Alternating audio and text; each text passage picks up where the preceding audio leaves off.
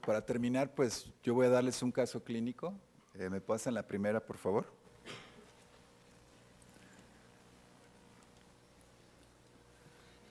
¿Me pasan la primera? Gracias. Va a ser como el tema es, ¿se debe tratar a pacientes con virus de hepatitis C con manifestaciones extrahepáticas?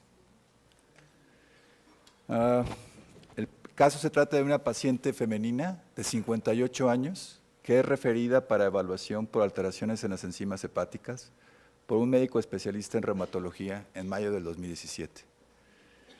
La paciente presenta historia de artralgias y artritis simétrica en articulaciones metacarpo-falángicas e interfalángicos proximales de ambas manos, con rigidez matutina de mayor de 30 minutos y un factor reumatoide positivo de 6 meses de evolución.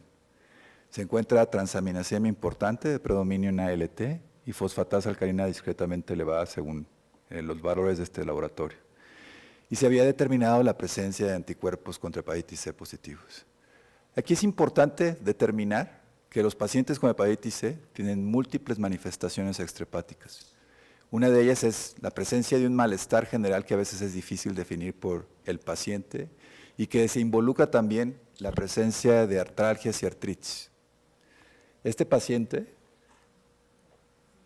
lo voy a simplificar para que no se pierdan con tantas opciones. Pensé que iba a estar en el podio aquí toda la gente para preguntarles, pero es importante que tiene criterios para diagnosticar artritis reumatoide.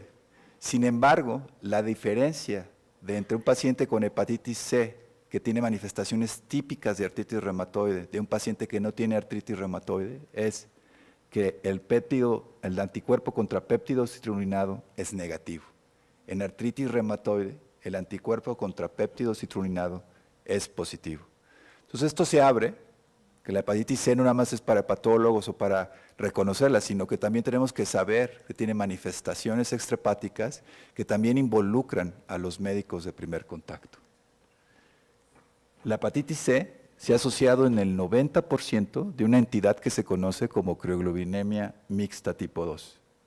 La crioglobinemia son inmunoglobinas que se precipitan in vitro a temperaturas menores de 37 grados centígrados, producen un daño orgánico por un síndrome de hiperviscosidad y por mecanismos inmunológicos. Existen 3 tipos. El tipo 2 es el que se encuentra asociado a hepatitis C. Y es importante que sepan que se trata de inmunomonoglobulinas monoclonales, IgM, y policlonales IgG. Por eso es una inmunoglobulina monoclonal IgG el factor reumatoide y por eso da falsamente positivo el factor reumatoide. El daño primario en este tipo de crioglobulinemia es que se encuentra asociado a vasculitis, que ocurre por depósitos de complejos inmunes. Las inmunoglobulinas producen estos complejos inmunes que se unen a receptores en las células endoteliales, lo que permite el desarrollo de depósitos de inmunoglobulinas e inflamación, afectando vasos pequeños que histológicamente se interpretan como vasculitis y en el caso de afectar la piel se conoce como vasculitis leucocitoclástica.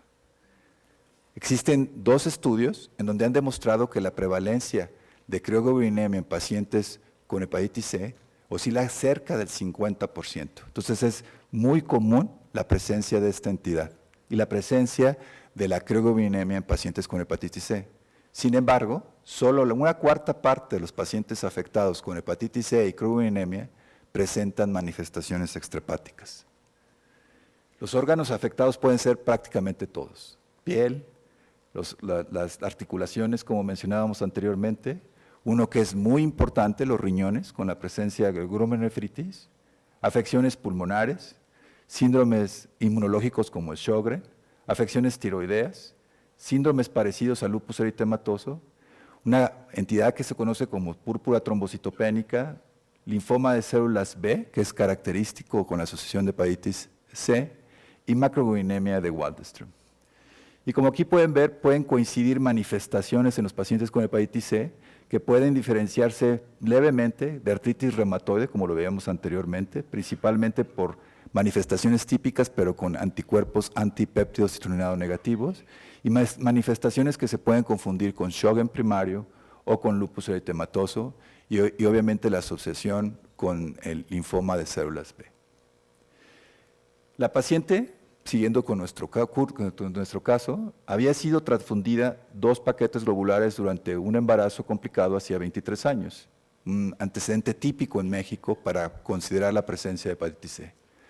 Además de la artritis periférica de ambas manos, la paciente presentaba fatiga crónica, anorexia, pérdida de peso de 8 kilos durante los últimos 5 años, depresión mayor tratada intermitentemente con diferentes antidepresivos.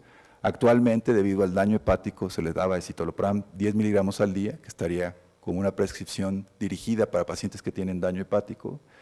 La paciente se encontraba un poquito gordita, 158 centímetros medía, pesaba 70 kilos, con un índice de masa corporal que la definía como obesidad. No tenía visceromegalias y en el ultrasonido había datos de hígado graso con la presencia de hiperecogenicidad hepática comparado con el riñón derecho, borramiento de los vasos intrahepáticos y de la pared vesicular, caracterizado como un hígado graso grado 2.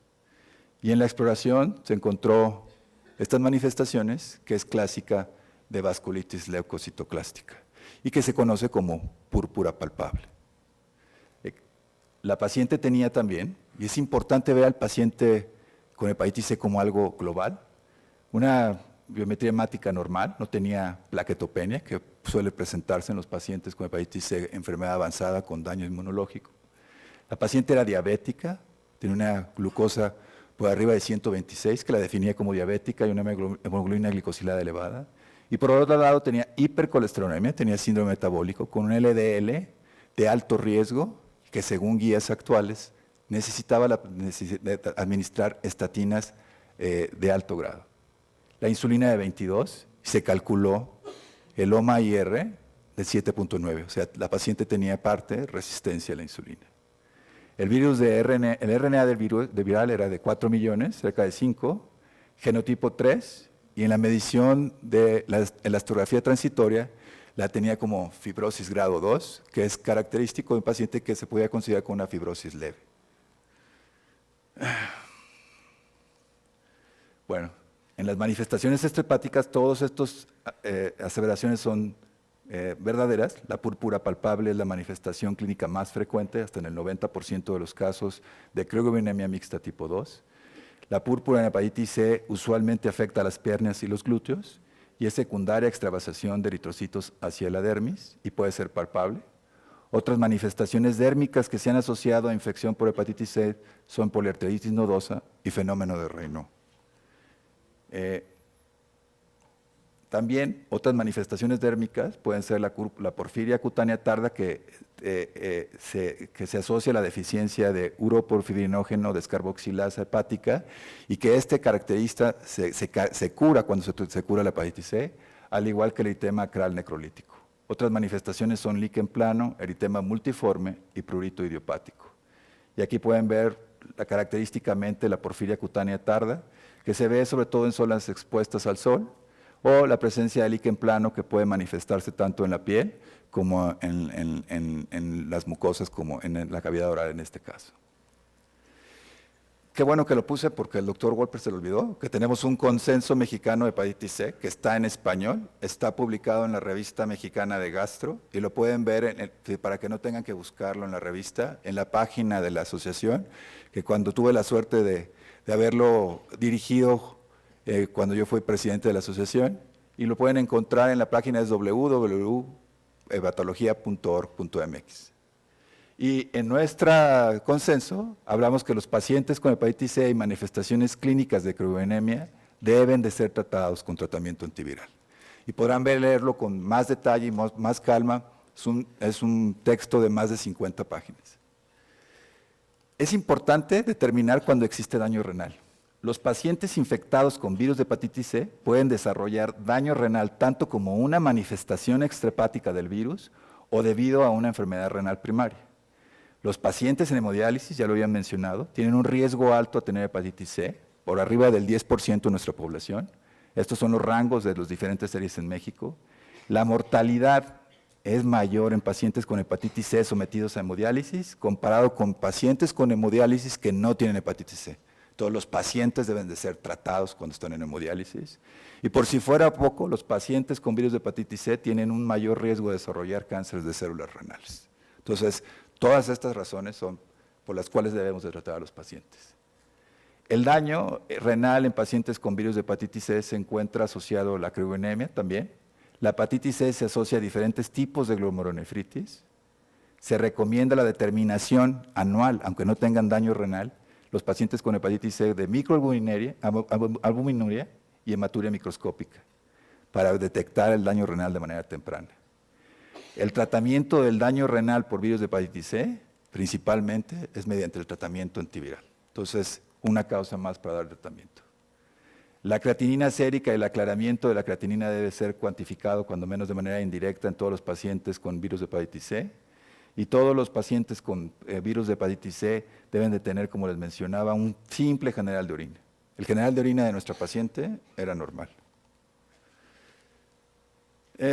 Entre las manifestaciones extrahepáticas, el asegurado correcto de todos estos enunciados es que los pacientes con hepatitis C tienen un riesgo mayor a la población general a desarrollar infarto al miocardio, a desarrollar diabetes mellitus, y no es una contraindicación para que reciban estatinas. Esto es muy importante, porque existe ese mito de que no le doy estatinas porque tiene daño hepático. En las pláticas que me precedieron vieron que las estatinas se pueden dar aún en cirrosis hepática y que aparte puede modificar la historia natural de la hipertensión portal. Diversos estudios epidemiológicos han demostrado la relación causal entre el virus de hepatitis C y la resistencia a la insulina, así como de diabetes mellitus tipo 2 y esteatosis hepática. La enfermedad coronaria, la enfermedad arterial periférica y cerebrovascular son más frecuentes en pacientes con virus de hepatitis C que en la población general. Se ha asociado la presencia de hígado graso con trastornos metabólicos relacionados a la infección por virus de hepatitis C, particularmente en pacientes con genotipo 3. Y una cosa que nosotros describimos hace un año o dos es que cuando seguimos a los pacientes que son curados, y esto está en México y ya está publicado en otras partes del mundo, los pacientes tienen un riesgo de desarrollar hígado graso y enfermedad metabólica. ¿Por qué? No lo sé, pero eso es algo que cuando te curemos al paciente, el paciente empieza a sentirse bien, come mejor, engorda y desarrolla síndrome metabólico. No todos, pero es importante que tengan esa información. Esto demuestra qué tan importante es el tratamiento de los pacientes con hepatitis C. En una serie de casos en donde se demostró la curación, los pacientes que eran curados, que tenían hepatitis C y que fueron curados, tenían un menor riesgo a desarrollar la presencia de insuficiencia renal que aquellos pacientes que fueron tratados y no fueron curados. Asimismo, hubo una disminución en el riesgo de desarrollar enfermedad coronaria en aquellos pacientes que fueron curados que aquellos pacientes que no fueron curados después de tratamiento. Y por si fuera poco, los pacientes que fueron curados ahora con diferentes series con antivirales directos mejoraron no solo su calidad de vida, que eso se mide con un cuestionario que se llama SF36, sino que mejoró por otro lado la presencia de fatiga y malestar general, su actividad física y la presencia de su productividad de trabajo. No solo los pacientes que tenían fibrosis hepática mejoraron todos estos parámetros, sino los pacientes que aún no tenían fibrosis hepática. Por lo tanto, los pacientes mejoran mucho cuando se les da el tratamiento. ¿Cuál sería el tratamiento para este paciente? Pues ya habían mencionado los tratamientos pangenotípicos, Sofosbelpa, Glecaprevir, Pibrentasvir. Por 8 semanas en este caso porque no tiene fibrosis, o por 12 semanas sin ribavirina porque era un paciente que no tenía una fibrosis avanzada. En pacientes con fibrosis avanzada podría considerarse la presencia de ribavirina en el caso de Sofosbuvir, Velpatasvir. Estos dos medicamentos se encuentran en México y pueden ser susceptibles a conseguirse en los pacientes. La paciente presentó respuesta viral sostenida por 12 semanas con el RNA indetectable, lo que se considera la curación. La paciente refiere que presentaba parestesias nocturnas antes de tratamiento que continuaron después del mismo, y de hecho se han incrementado los síntomas con ardor y entumecimiento en los miembros inferiores. Las pruebas de función hepática se han normalizado, igual que la glucosa y la hemoglobina glicosilada, con tratamiento con metformina de acción prolongada.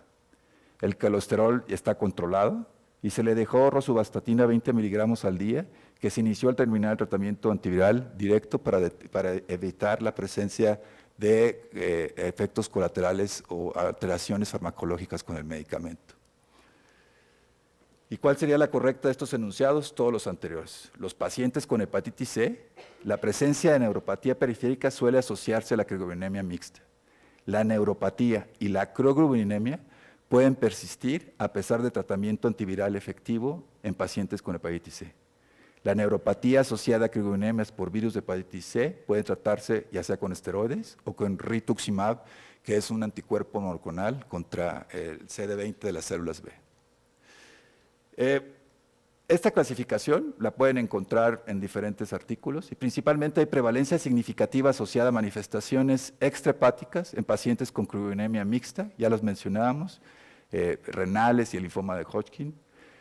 Existe una alta prevalencia, sobre todo los daños renal, la diabetes mellitus y enfermedades coronarias y síndrome metabólico, y algunas asociaciones posibles y anecdóticas que realmente no vale la pena darles tanta información porque lo tendrían que leer con mucha calma, pero creo que lo más importante es ese mensaje, que el síndrome metabólico, daño renal y manifestaciones inmunológicas se encuentran íntimamente asociadas a la presencia de hepatitis C. Y en un artículo ya viejo de febrero del 2019, que me lo encontré por casualidad un día antes de venir a la plática, esta es la serie más importante de pacientes tratados con crioglobulinemia mixta. Son 145 pacientes que fueron tratados. 141 de 145 presentaron respuesta viral sostenida. Como pueden ver, los esquemas eran esquemas antiguos: Sofus ledipasvir, Sofus daclatasvir, Sofus imiprevir, Sofus ribavirin. Entonces, aún utilizando esquemas que no son tan efectivos, 97% de los pacientes tuvieron respuesta.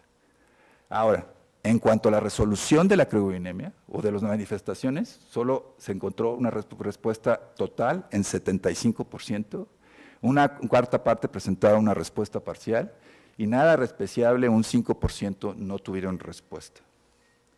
Los factores asociados a la respuesta, y este es el mensaje más importante, es la severidad de la vasculitis y la presencia de neuropatía. En 15 meses, 2.8% de los pacientes fallecieron. El control de la sintomatología se encontró en el 97% de los pacientes con púrpura, 91% con afección renal, 85% con artralgias y solo 77% con neuropatía. La desaparición de la crioglobulinemia solo fue en el 52%, entonces eso persiste. Y uno de los parámetros más importantes por lo cual los pacientes presentaban todavía manifestaciones después del tratamiento era la duración de la enfermedad. Entonces, una vez más, a los pacientes hay que tratarlos y hay que tratarlos rápido. Todos los pacientes, y como en eso termino, deben de ser tratados para el virus de hepatitis C. Muchas gracias.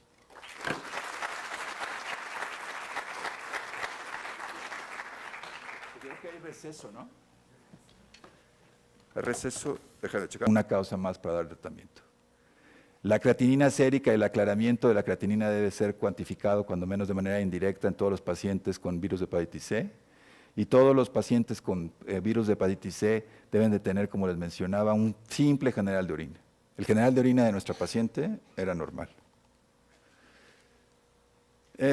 Entre las manifestaciones extrahepáticas, el asegurado correcto de todos estos enunciados es que los pacientes con hepatitis C tienen un riesgo mayor a la población general a desarrollar infarto al miocardio, a desarrollar diabetes mellitus, y no es una contraindicación para que reciban estatinas. Esto es muy importante, porque existe ese mito de que no le doy estatinas porque tiene daño hepático. En las pláticas que me precedieron vieron que las estatinas se pueden dar aún en cirrosis hepática y que aparte puede modificar la historia natural de la hipertensión portal. Diversos estudios epidemiológicos han demostrado la relación causal entre el virus de hepatitis C y la resistencia a la insulina, así como de diabetes mellitus tipo 2 y esteatosis hepática. La enfermedad coronaria, la enfermedad arterial periférica y cerebrovascular son más frecuentes en pacientes con virus de hepatitis C que en la población general. Se ha asociado la presencia de hígado graso con trastornos metabólicos relacionados a la infección por virus de hepatitis C, particularmente en pacientes con genotipo 3. Y una cosa que nosotros describimos hace un año o dos, es que cuando seguimos a los pacientes que son curados, y esto está en México y ya está publicado en otras partes del mundo, los pacientes tienen un riesgo de desarrollar hígado graso y enfermedad metabólica. ¿Por qué? No lo sé, pero eso es algo que cuando curemos al paciente, el paciente empieza a sentirse bien, come mejor, engorda y desarrolla síndrome metabólico. No todos, pero es importante que tengan esa información. Esto demuestra qué tan importante es el tratamiento de los pacientes con hepatitis C. En una serie de casos en donde se demostró la curación, los pacientes que eran curados, que tenían hepatitis C y que fueron curados, tenían un menor riesgo a desarrollar la presencia de insuficiencia renal que aquellos pacientes que fueron tratados y no fueron curados. Asimismo, hubo una disminución en el riesgo de desarrollar enfermedad coronaria en aquellos pacientes que fueron curados que aquellos pacientes que no fueron curados después de tratamiento. Y por si fuera poco, los pacientes que fueron curados ahora con diferentes series con antivirales directos mejoraron no solo su calidad de vida, que eso se mide con un cuestionario que se llama SF36, sino que mejoró por otro lado la presencia de fatiga y malestar general, su actividad física y la presencia de su productividad de trabajo. No solo los pacientes que tenían fibrosis hepática mejoraron todos estos parámetros, sino los pacientes que aún no tenían fibrosis hepática. Por lo tanto, los pacientes mejoran mucho cuando se les da el tratamiento. ¿Cuál sería el tratamiento para este paciente? Pues ya habían mencionado los tratamientos pangenotípicos, Sofosbelpa, Glecaprevir, Pibrentasvir. Por 8 semanas en este caso porque no tiene fibrosis, o por 12 semanas sin ribavirina porque era un paciente que no tenía una fibrosis avanzada. En pacientes con fibrosis avanzada podría considerarse la presencia de ribavirina en el caso de Sofosbuvir, Velpatasvir. Estos dos medicamentos se encuentran en México y pueden ser susceptibles a conseguirse en los pacientes. La paciente presentó respuesta viral sostenida por 12 semanas con el RNA indetectable, lo que se considera la curación. La paciente refiere que presentaba parestesias nocturnas antes de tratamiento que continuaron después del mismo, y de hecho se han incrementado los síntomas con ardor y entumecimiento en los miembros inferiores. Las pruebas de función hepática se han normalizado, igual que la glucosa y la hemoglobina glicosilada, con tratamiento con metformina de acción prolongada. El colesterol está controlado y se le dejó rosuvastatina 20 miligramos al día, que se inició al terminar el tratamiento antiviral directo para evitar la presencia de efectos colaterales o alteraciones farmacológicas con el medicamento.